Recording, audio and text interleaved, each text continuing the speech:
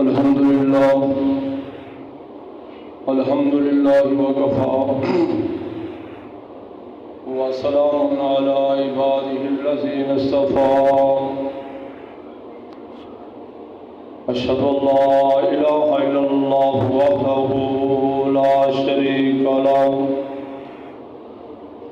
وأن محمدا عبده ورسوله اللهم صل على محمد وعلى آل محمد كما صليت على إبراهيم وعلى آل إبراهيم إنك حميد مجيد اللهم بارك على محمد وعلى آل محمد كما باركت على إبراهيم وعلى آل إبراهيم إنك حميد مجيد أما بعد فإن خير الحديث كتاب الله وخير الهدي هدي محمد صلى الله عليه وسلم وشر الأمور محدثاتها وكل محدثة بدعة وكل بدعة ضلالة وكل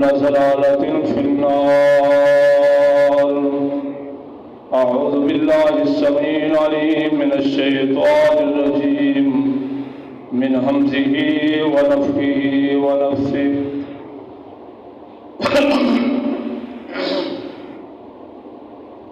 الله الذي خلق سبع سماوات ومن الأرض مثلهن يتنزل الأمر بينهن لتعلموا أن الله على كل شيء قدير وأن الله قد أحاط بكل شيء علما.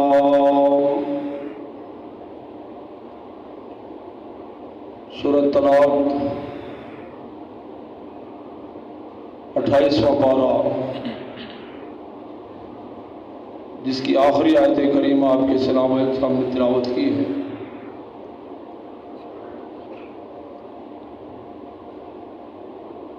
توحید ایک ایسا عمل ہے دائرہ اسلام میں توحید کے بغیر داخل ہونا ناممکن ہے.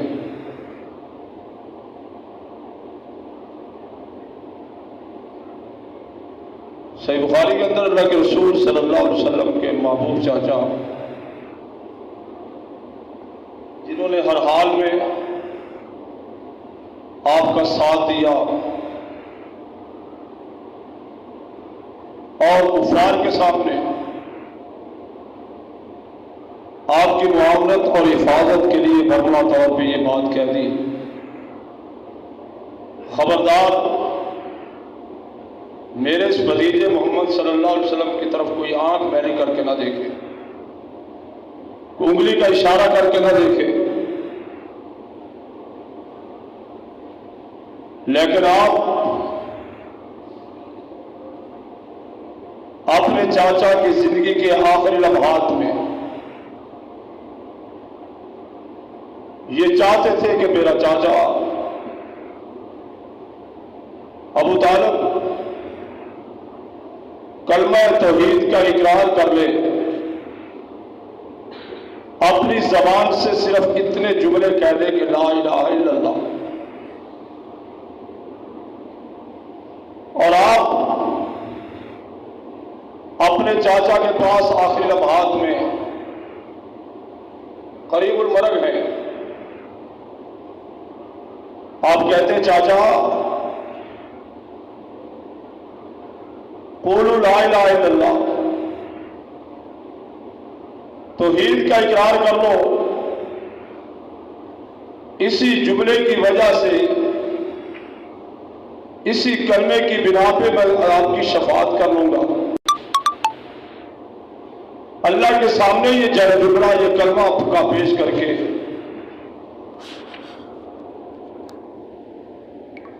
ادھر عتبہ صاحبہ کفار کہنے لگے ابو طالب دیکھنا کہیں جاتے ہوئے اپنے اس یتیم بھتیجے کے کہنے پہ لات منات اور عزا کو نہ چھوڑ جانا. آپ بار بار یہی بات کہہ رہے ہیں کہ چاچا ایک بار توحید کا اقرار کر لو، قیامت کے دن اللہ کی بارگاہ میں یہ کلمہ میں لے کر پیش ہو جاؤں گا، حاضر ہوں گا اور تجھے جہنم سے خلاصی دلاؤں گا. لیکن جاتے ہوئے چاچا کیا بات کہہ رہا ہے کہ میں اپنے دادا ابو مطلب باپ اس کے داد دین پہ جا رہا ہوں.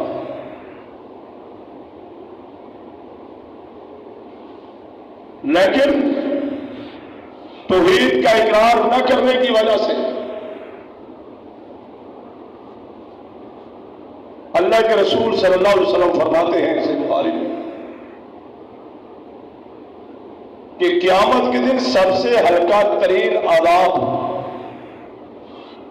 میرے چاچا ابو طالب کو ہوگا. اس کو آگ کی جوتیاں پہنائی جائیں گی جس کی وجہ سے ان کا دماغ اس طرح کھولے گا جس طرح ہڈیاں کھولتی، اور وہ سمجھے گا کہ سب سے زیادہ سخت ترین عذاب مجھے ہو رہا ہے.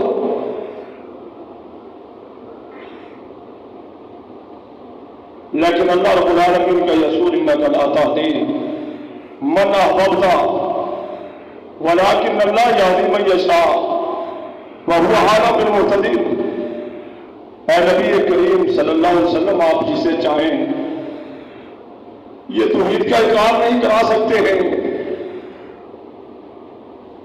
یہ تو اللہ کی مرضی ہے. ولکن اللہ یہدی من یشاء، اللہ جسے چاہتا ہے ہدایت کے راستے پہ چلاتا ہے،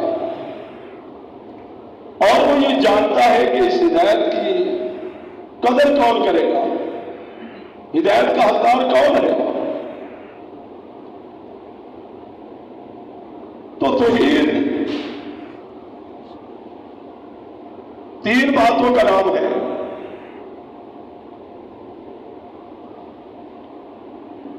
اللہ رب العالمین کی ربوبیت،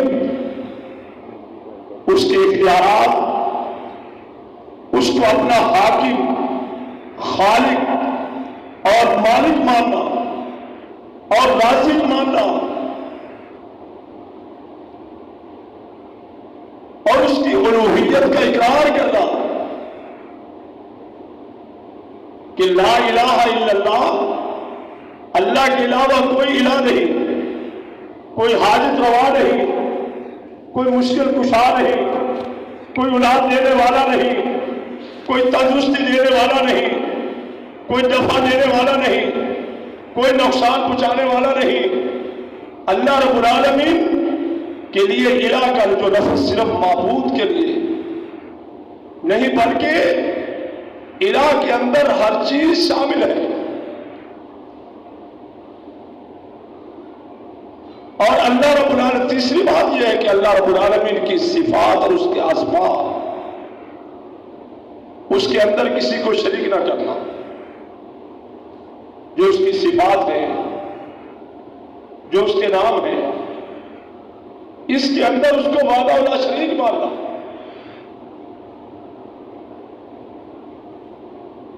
اللہ رب العالمین کو اپنا خالق، مالک، رازق اس بات کا دل کے اندر پیوست طور پہ عقیدہ رکھنا کہ ہمارا خالق اور مالک اور رازق اللہ رب العالمین. اللہ الذی خلق سبع سماوات ومن الارض مثلہن، اللہ وہ ذات ہے جس نے 7 آسمان بنائے ہیں. ومن الارض مثلہن، اور اس نے 7 زمینیں بھی بنائی ہیں اسی طرح. یعنی اس کائنات کا ذرہ ذرہ بنانے والی جو ہستی ہے وہ فرشتوں میں سے کوئی یہ کام نہیں کر سکتا ہے. جنات میں سے کسی کے اندر یہ پاور نہیں، انسانوں کے اندر یہ پاور اور طاقت نہیں ہے کہ اس کائنات کو وجود میں لا سکے. وہ ذات اللہ خلقکم ثم یمیتکم ثم یحییکم فہل من شرکائکم من یفعل ذلکم۔ اللہ وہ ذات ہے جس نے تم کو پیدا کیا اور جس نے تم کو رزق دیا اور پھر وہ تمہیں موت دے گا، اور جو اس کے علاوہ جو شریک ہے وہ ایسا کر سکتے ہیں کہ انسان کی تخلیق کے علاوہ اس کائنات کے اندر مختلف قسم کے پرندے ہیں، جانور ہیں، کئی ہزاروں لاکھوں مخلوقات ہیں کہ جس کا خالق اور مالک اللہ رب العالمین کی ذات ہے۔ یا ضرب للناس مثل یا ایھا الناس ضرب مثل فاستمعوا له، اے لوگوں ایک مثال بیان کی جا رہی ہے، اس کو توجہ کے ساتھ سنو۔ ان الذين تدعون من دون الله لن يخلقوا ذبابا ولو اجتمعوا له وإن يسلبهم الذباب شيئا لا يستنقذ منه ضعف الطالب والمطلوب وما قدر الله حق قدره۔ اللہ رب العالمین ایک مثال بیان کر رہا ہے،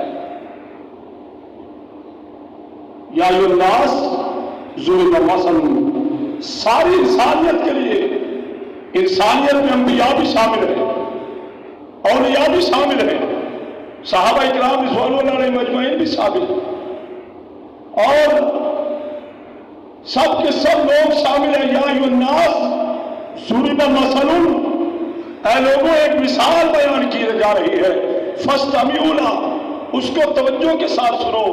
ان الذین تدعون من دون اللہ لن یخلقوا ذبابا، جو لوگ اللہ کو چھوڑ کر دوسروں کو پکارتے ہیں، دوسروں کو اپنا حاجت روا، اولاد دینے والا، تندرستی دینے والا دوسروں کو سمجھتے ہیں، اللہ رب العالمین چیلنج کر رہا ہے، ان الذین تدعون من دون اللہ لن یخلقوا ذبابا، بیٹا پیدا کرنا تو دور کی بات ہے، بیٹی عطا کرنا تو دور کی بات ہے، لن یخلقوا ذبابا، وہ ایک مکھی نہیں بنا سکتے۔ ساری انسانیت مل کر ایک مکھی بنا کے دکھا دے، اور مکھی بنانا تو دور کی بات ہے، وَإِن يَسْلُبْهُمُ الذُّبَابُ شَيْئًا، اگر ان کے کھانے کا کوئی مکھی ذرہ لے کر اڑ جائے، لا يَسْتَنقِذُ مِنْهُ، وہ اپنا ذرہ اس سے چرا نہیں سکتے ہیں۔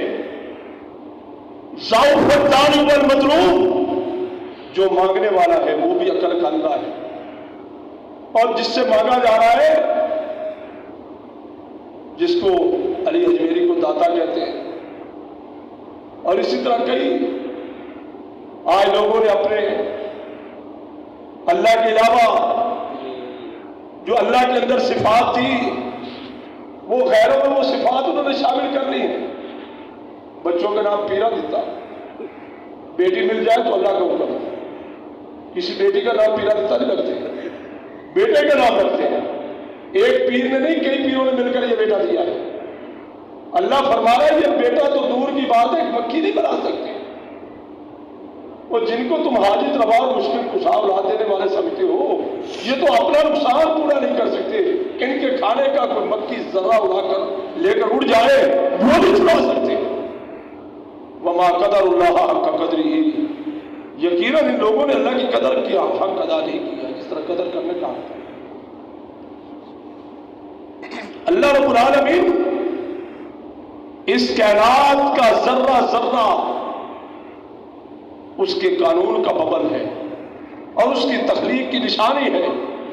انما امرہ اذا اراد شیئا ان یکون لہ کن فیکون، جب وہ کسی کام کے کرنے کا ارادہ کرتا ہے تو اس کے لیے کن کہتا ہے۔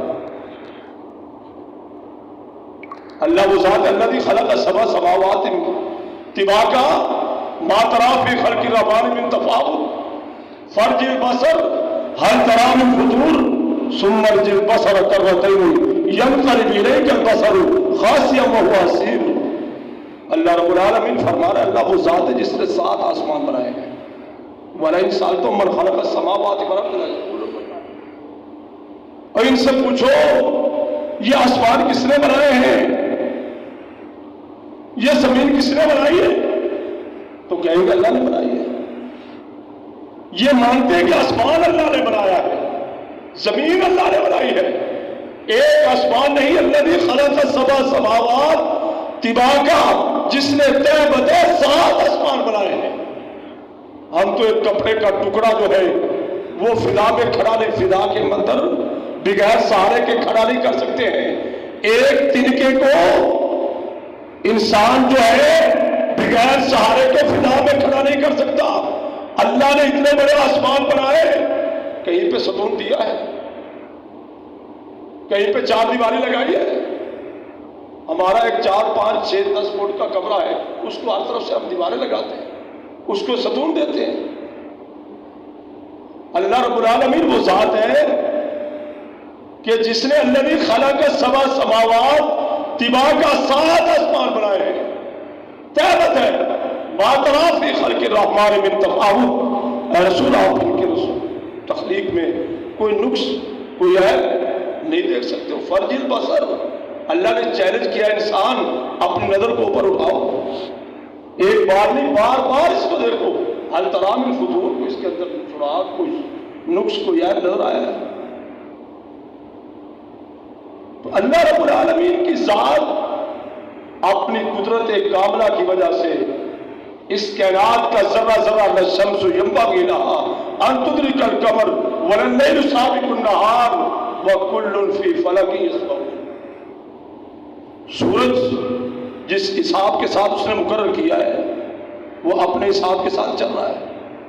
یکبر اللیل علی النہار ویکبر النہار علی اللیل، وہ دن کو راتوں میں داخل کر دیتا ہے، گرمیوں کی راتیں چھوٹی ہو جاتی دن بڑے ہو جاتے ہیں، اور سردیوں کی راتیں بڑی ہوتی دن چھوٹے ہو جاتے ہیں۔ وسخر الشمس والقمر کل یجری لاجل مسمى ذالکم اللہ ربکم، اسی نے یہ سورج اور چاند کو ایک مقرر حساب کے ساتھ کام پہ لگایا ہوا ہے۔ سورج اپنی ڈیوٹی دے رہا ہے، چاند اپنی ڈیوٹی دے رہے ہیں، ستارے اپنی ڈیوٹی پہ لگے ہوئے ہیں۔ کائنات کا ذرہ ذرہ اس کے قانون کا پابند ہے، لیکن ہم انسان تو اپنی مرضی کر جاتے ہیں۔ اللہ الذی خلق سبع سماوات ومن الارض مثلہن، اس نے 7 زمینیں بھی بنائی ہیں۔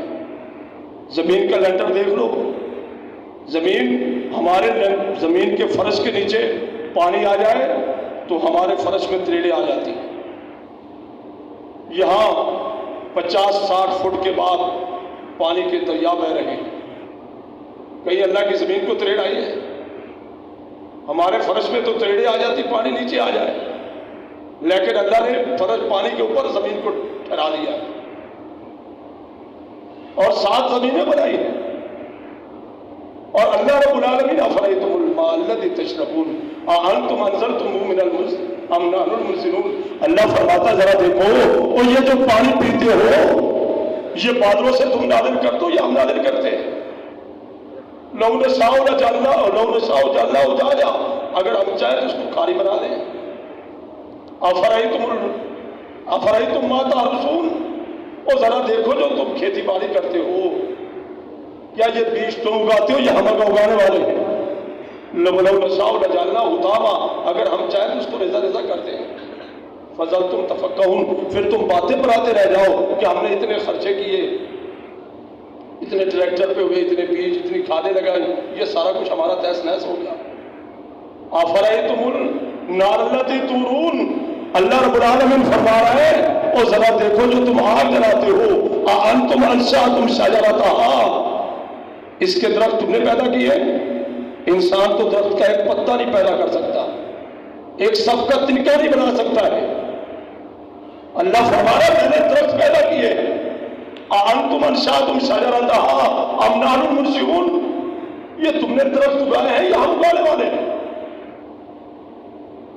اور اللہ رب العالمین نے فرمایا اصبح ماؤکم غورا فمن یأتیکم بماء مہین، اور میری نعمتیں گننا شروع کر دو، یہ جو پانی پیتے ہو ان اصبح ماؤکم غورا، اگر یہ پانی نیچے سے میں ویسے ہی ختم کر دوں، اس کو گہرائی میں لے جاؤں یا زمین کے نیچے ویسے خشک کر دوں، تو تمہارے لیے کون رواں دواں پانی لا سکتا ہے؟ یہ پانی کی نہریں یہ کس نے بنائے ہیں؟ اور یہ راستے، یہ پہاڑ، یہ دریا، یہ ریگستان، یہ صحرا، یہ ساری کائنات کا ذرہ ذرہ کس نے پیدا کیا؟ وَإِن تَعُدُّوا نِعْمَتَ اللَّهِ لَا تُحْصُوهَا، اگر ہم اللہ کی نعمتوں کو گننا شروع کر دیں تو اس کی نعمتوں کا ہم احاطہ نہیں کر سکتے۔ اس نے کتنی نعمتیں ہم پہ کی۔ وَلِلَّهِ مُلْكُ السَّمَاوَاتِ وَالْأَرْضِ يَخْلُقُ مَا يَشَاءُ يَهَبُ لِمَن يَشَاءُ إِنَاثًا وَيَهَبُ لِمَن يَشَاءُ ذُكُورًا أَوْ يُزَوِّجُهُمْ ذُكْرَانًا وَإِنَاثًا وَيَجْعَلُ مَن يَشَاءُ عَقِيمًا۔ وَلِلَّهِ مُلْكُ السَّمَاوَاتِ وَالْأَرْضِ، اس کائنات کی بادشاہت کس کے ہاتھ میں ہے؟ آج یہ عارضی بادشاہ ہمیں نظر آ رہے ہیں، کبھی اس کو جیل میں بند کر دیتے ہیں، دوسرا بادشاہ آتا ہے اس کو بند کر دیتے ہیں۔ قُلِ اللَّهُمَّ مَالِكَ الْمُلْكِ تُؤْتِي الْمُلْكَ مَن تَشَاءُ وَتَنزِعُ الْمُلْكَ مِمَّن تَشَاءُ وَتُعِزُّ مَن تَشَاءُ وَتُذِلُّ مَن تَشَاءُ۔ قُلِ اللَّهُمَّ مَالِكَ الْمُلْكِ، اے بادشاہوں کے بادشاہ، قُلِ اللَّهُمَّ مَالِكَ الْمُلْكِ تُؤْتِي الْمُلْكَ مَن تَشَاءُ، تو جس کو چاہتا بادشاہ بناتا ہے، وَتَنزِعُ الْمُلْكَ مِمَّن تَشَاءُ، جس سے چاہتا بادشاہی واپس لے لیتا ہے، وَتُعِزُّ مَن تَشَاءُ، جس کو چاہتا عزت دیتا ہے، جس کو چاہتا ذلیل کر دیتا ہے، بِیَدِکَ الْخَیْرُ، یہ ساری بھلائیاں تیرے اختیار میں۔ وَلِلَّهِ مُلْكُ السَّمَاوَاتِ وَالْأَرْضِ، آسمان و زمین کی بادشاہت اس اللہ کے پاس ہے۔ ساری کائنات کا بادشاہ، حاجت روا، مشکل کشا، اولاد دینے والا، بگڑی بنانے والا، بیمار کرنے والا، صحت دینے والا، فوت دینے والا، زندگی بخشنے والا، یہ کون ہے؟ یہ اللہ رب العالمین فرما رہا ہے یخلق ما یشاء، جو چاہے وہ پیدا کرے۔ یہب لمن یشاء اناثا، جس کو چاہے بیٹیاں دے، ویہب لمن یشاء ذکورا، اور جسے چاہے بیٹا دے، اور یزوجہم ذکرانا و اناثا، جسے چاہے بیٹیاں بھی دے اور بیٹی بھی دے، ویجعل من یشاء عقیما، جسے چاہے نہ بیٹے دے نہ بیٹیاں دے۔ اگر ان پیروں کے اختیار میں ہوتا یہ بیٹیاں بیٹے دینے، تو یہ کوئی بھی جو بھی وہاں جاتے ہیں دیتا تو اللہ رب العالمین کی ذات ہے۔ یہ دیکھ لو جتنے جانور ہیں، یہ بکریاں کس دربار پہ جاتی ہیں، یہ بھینسیں کہاں سے اولاد لے کر آتی ہیں، اور اس کے علاوہ یہ جتنے جانور ہیں، یہ اونٹ، یہ مرغیاں، یہ کہاں سے اولاد لیتے ہیں، یہ کس دربار کو پہ جا کے سجدہ کرتے ہیں، جا کر جس جگہ پہ جا کے کس سے اولاد مانگتے ہیں۔ ایک انسان ایسا ہو چکا ہے، وَلَقَدْ ذَرَأْنَا لِجَهَنَّمَ كَثِيرًا مِنَ الْإِنسِ وَالْجِنِّ لَهُمْ قُلُوبٌ لَا يَفْقَهُونَ بِهَا وَلَهُمْ أَعْيُنٌ لَا يُبْصِرُونَ بِهَا وَلَهُمْ آذَانٌ لَا يَسْمَعُونَ بِهَا أُولَٰئِكَ كَالْأَنْعَامِ بَلْ هُمْ أَضَلُّ أُولَٰئِكَ هُمُ الْغَافِلُونَ۔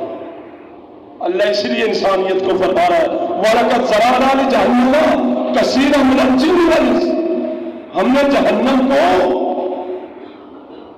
انسانوں اور جنات کی اکثریت جو ہے وہ جہنم کے لیے پیدا کی ہے۔ کیوں؟ لَهُمْ قُلُوبٌ لَا يَفْقَهُونَ بِهَا، ان کو ہم نے دل دیے اس سے سمجھتے نہیں ہیں۔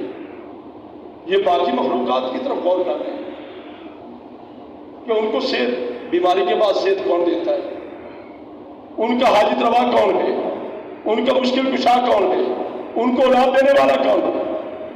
ان کی آنکھیں ہیں دیکھتے نہیں ہیں، ان کے کان ہیں سنتے نہیں ہیں۔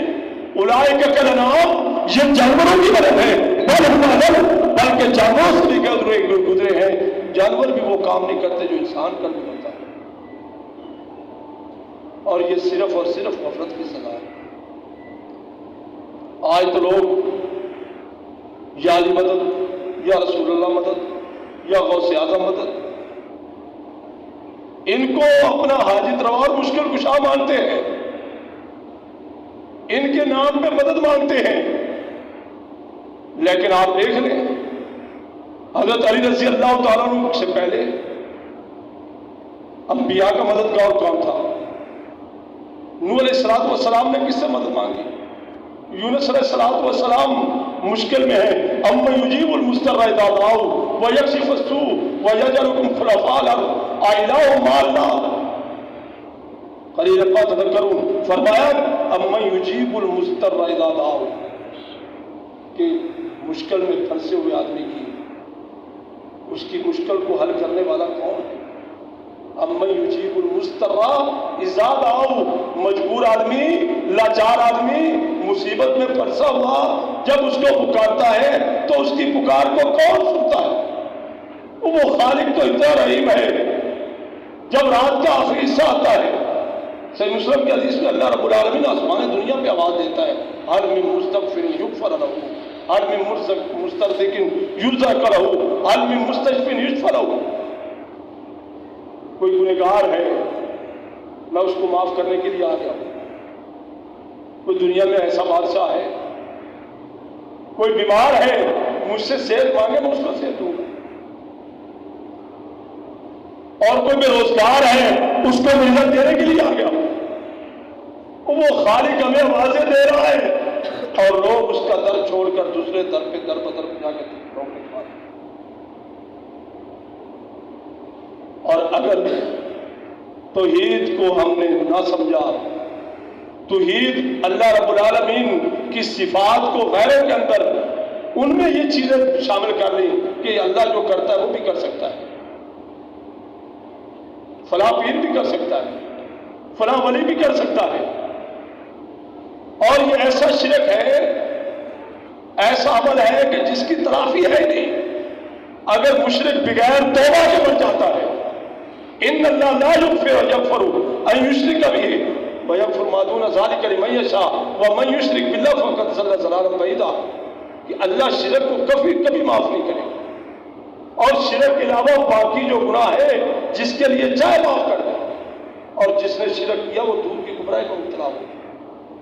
اور اللہ رب العالمین نے اپنے نبی کے بارے میں فرمایا لئن اشرکت لیحبطن عملک ولتکونن من الخاسرین، اے نبی اگر تم نے بھی شرک کیا تو تیرے اعمال بھی ناکام ہو جائے اور تو بھی نقصان اٹھانے والوں میں ہو جائے گا۔ اللہ رب العالمین نے ایک جگہ پہ 18 انبیاء کا تذکرہ کیا، ذکریہ یا اس طرح آگے فرمایا وَلَوْ أَشْرَكُوا لَحَبِطَ عَنْهُمْ مَا كَانُوا يَعْمَلُونَ۔ یہ انبیاء یہ شرک کر نہیں سکتے، اگر یہ بھی شرک کرتے ایسا ہو نہیں سکتا، لیکن امت کو سمجھانے کے لیے وَلَوْ أَشْرَكُوا لَحَبِطَ عَنْهُمْ مَا كَانُوا يَعْمَلُونَ، اللہ ان کے اعمال بھی برباد کر دیتا۔ حضرت معاذ صحیح بخاری کی صحیح مسلم میں حدیث ہے، معاذ بن جبل رضی اللہ تعالیٰ عنہ اللہ کے رسول صلی اللہ علیہ وسلم کے ساتھ آپ کے پیچھے سواری میں بیٹھے ہوئے ہیں، آپ نے بلایا یا معاذ، جواب دی لبیک و صادق یا رسول اللہ کے رسول میں حاضر ہوں۔ کچھ دیر آپ پھر آگے چلے، پھر آپ نے آواز دی یا معاذ، پھر انہوں نے کہا لبیک و صادق یا رسول اللہ کے رسول میں حاضر ہوں۔ تیسری بار پھر یہی آپ نے فرمایا، تو آپ نے پوچھا معاذ تم جانتے ہو کہ بندوں کا اللہ پہ کیا حق ہے؟ تو انہوں نے جواب دیا اللہ، یہ اللہ کا رسول جانتا ہے۔ آپ نے فرمایا بندوں کا اللہ پہ حق یہ ہے کہ اس کی عبادت کریں اور اس کے ساتھ کسی کو شریک نہ کریں، اور پھر آپ نے کہا یا معاذ، پھر انہوں نے کہا لبیک و صادق یا رسول اللہ، پھر آپ نے پوچھا کہ تم جانتے ہو کہ اللہ کا بندوں پر حق کیا ہے؟ تو اس وقت بھی معاذ بن جبل نے کہا اللہ کے رسول اللہ جانتا ہے، آپ جانتے ہیں، آپ کو اللہ نے وحی کے ذریعے بتایا ہوگا۔ آپ نے فرمایا اللہ کا بندوں پر حق یہ ہے کہ بندے جو ہیں وہ اللہ کی عبادت کریں، اس کے ساتھ شرک نہ کریں، اللہ ان کو عذاب نہ دے، ان کو سزا نہ دے۔ یعنی شرک کے معاملے میں شرک جو نہیں کرے گا اللہ اس کو عذاب نہیں دے گا، اس کو سزا نہیں دے گا، یہ اللہ کا حق ہے بندوں پر۔ لیکن آج دیکھیں کہ شرک جو ہے الیسیر من الریاء شرک، تھوڑی سی ریاکاری کرنا یہ بھی شرک ہے، لیکن ہم شرک کو سمجھیں، اس کی موجودگی میں کوئی عمل اللہ کے ہاں قابل قبول نہیں ہے، اور جہاں توحید نہیں وہاں بھی اللہ کو کوئی عمل قبول نہیں ہے۔ اللہ کے رسول صلی اللہ علیہ وسلم نے 7 بڑے گناہوں کے بارے میں بتایا کہ وَاجْتَنِبُوا السَّبْعَ الْمُوبِقَاتِ، 7 بڑے گناہوں سے بچو۔ صحیح مسلم میں ان میں سے آپ نے فرمایا الاشراک باللہ، اللہ کے ساتھ شرک کرنا، وعقوق الوالدین، والدین کی نافرمانی کرنا، الا وقول الزور وشہادت الزور، جھوٹ بولنا اور جھوٹی گواہی دینا۔ آپ بار بار اس بات کو دہرا رہے ہیں کہ راوی کہتے ہیں کہ شاید آپ خاموش نہیں ہوں گے، الا وقول الزور وشہادت الزور، جھوٹ بولنا اور جھوٹی گواہی دینا، یعنی شرک کو آپ نے سر فہرست بنایا ہے۔ من یشرک باللہ فقد حرم اللہ علیہ الجنہ، جس نے اللہ کے ساتھ شرک کیا اللہ نے اس پہ جنت کو حرام کر دیا۔ آپ دیکھ لیں، ایک مثال کے طور پہ آدمی کی جب شادی ہوتی ہے تو اس کے ساتھ اس کا عقد ہوتا ہے، نکاح ہوتا ہے۔ ایک اس کو جملے اوپر کہتا ہے کہ میں نے اس کو قبول کیا، میں نے اس کو قبول کیا۔